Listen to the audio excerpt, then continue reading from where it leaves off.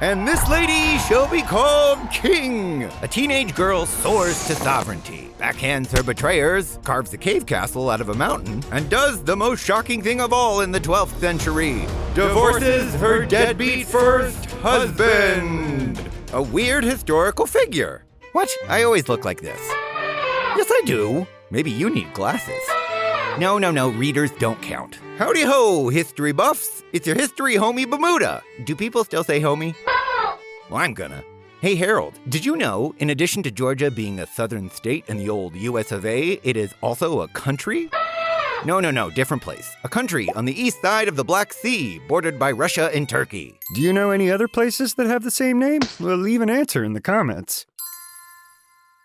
Oh, that was weird. Our very special guest today is a former ruler of Georgia. Born circa 1160 AD, she ruled at the apex of the Georgian Golden Age, a savvy diplomat and a pious and forgiving leader. She was one of the only 2 female leaders of the country and had the title of king.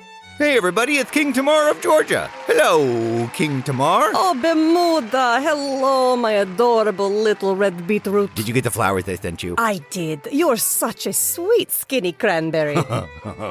Okay, good. Ms. King Tamar, you're a king? I thought, okay, no disrespect, Your Majesty, but I thought ladies were usually queens. What's the dilly? The dilly is thus. In Georgian, I was known as Tamar Meppe, or King Tamar. Meppe is the Georgian word for monarch or sovereign, and does not have gender assigned to it, though the title was historically a male ruling title. Typical men. There is female equivalent, Dedopali, but is for king's consort and not fit for ruling monarch.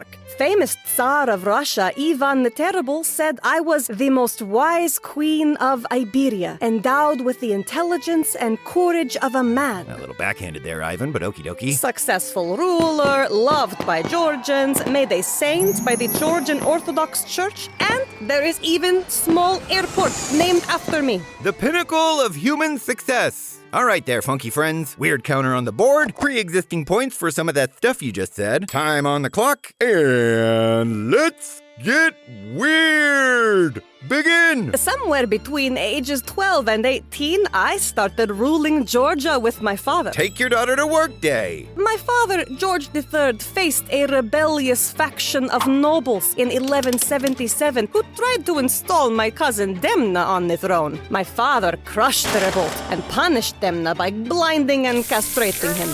Nuts. Not my style, but good for Dad. A year later, he crowned me as co-ruler to ensure his line continued on the throne. Be prepared, said the Boy Scouts. Also Scar in The Lion King. Speaking of lions, He had a song. my father was questioned for this decision. Scar did, not the Boy Scouts. And allegedly said, it matters not if a lion is male or female. One knows a lion by its claws and Tamar by her actions. Though the Boy Scouts may have a song, I just don't know it. After father's death in 1184, I removed a good amount of clergy who opposed me and installed bishops who were more supportive. Uh-oh, sounds like a lot of murder. No. Even though I was badass, I had a reputation for not resorting to violence, abolishing state-sanctioned death penalty and torture. Negotiating compromises and having discussions first was my preferred method. Wow, that is weird for the time. One such compromise was my, first husband. Double nuts. Yury Bogolyubsky, or Georgy Rusi, was a prince of Novgorod and an arranged marriage that I agreed to appease some crappy nobles. He was, what is English word? Asshole. Oh my. Drunken alcoholic, violent outbursts. He cheated on me, tortured, persecuted Georgian Muslims, and even insulted me in public for not bearing him a child. What?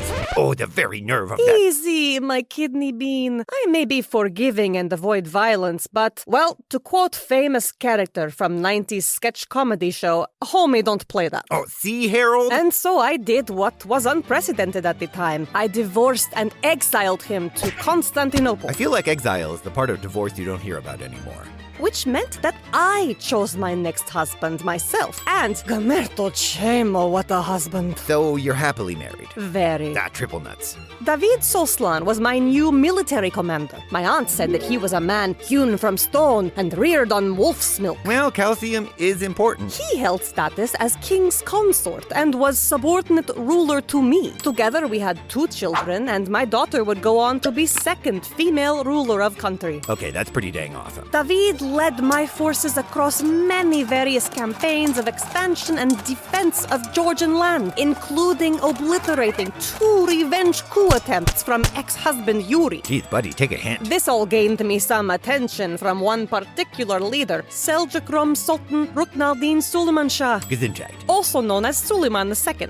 Suleiman II, leader of Seljuk Turks, was concerned about Georgia's expansion and wanted to shut me down. He sent provoking letter to me saying every woman is feeble of mind, and if I converted to Islam, he would marry me. But if I remained Christian, he would make me his concubine. That's a pretty bold move. When letter was read out loud, one of my generals went up to courier and smacked him so hard that the courier passed out. I think that's a concussion. Our forces basically then kicked his butt in the Battle of Bassiani around 1204. Before battle, I marched with troops barefoot and addressed company on church balcony, boosting morale so vigorously to ensure victory. Gosh, Your Majesty, you are just so dreamy. I slept on a stone bed.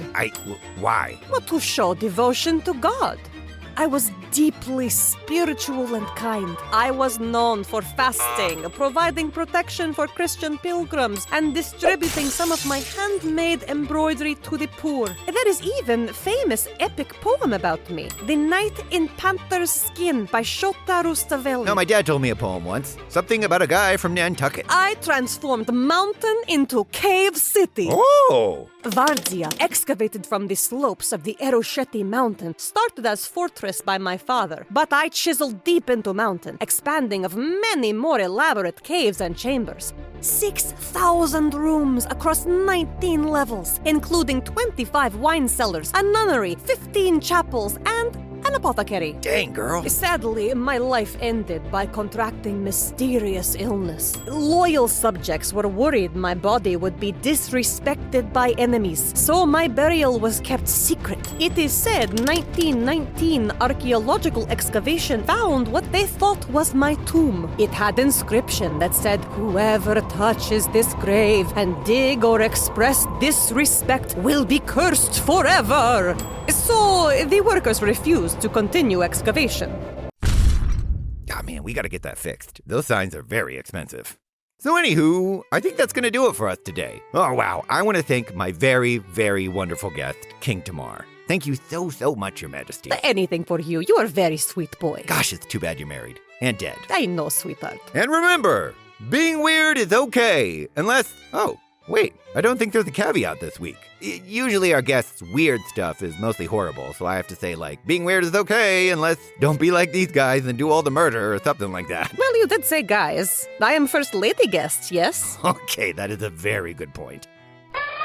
Oh yeah, that's right. Harold's girlfriend, Sheila, is a huge fan. I will send her 8x10 signed glossy. And yes, extra one for you. Can you make it 3? Of course. Yes. Okay, so sign mine saying something like, to Bemuda, the strongest boy this side of the Mississippi. And which side is that? I don't know. I assume we're probably just wherever Nick lives, you know? Out of convenience.